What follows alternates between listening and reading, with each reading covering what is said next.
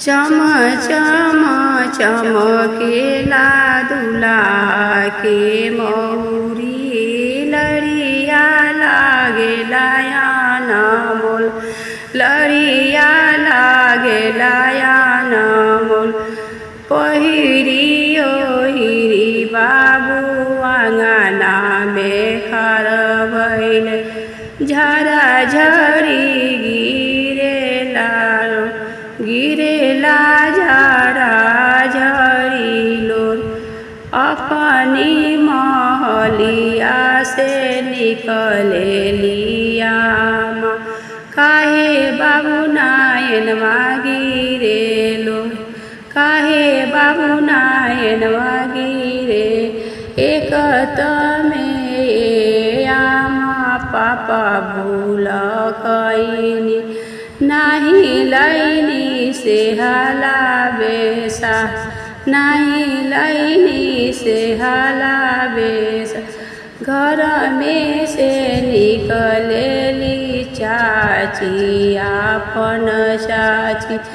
काहे बाबू नायनवा डैरे लोर काहे बाबू नायनवा गिर एक तमे चाची चाचा भूल कइनी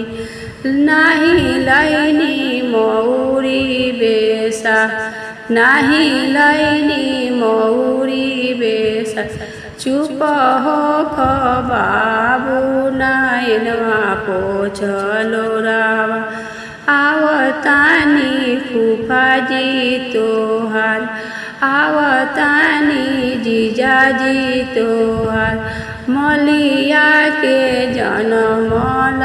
जीजाजी तोहार उहे नहीं है से हाला बेसा मलिया के जनमल जीजाजी तोहार उहे नहीं है से हाला बेसा उहे लाई है मौरी बेसा उहे लाई है मौरी बे चम चम चमकेला दुल्हा के मौरी लड़िया लागेला अनमोल लड़िया लागेला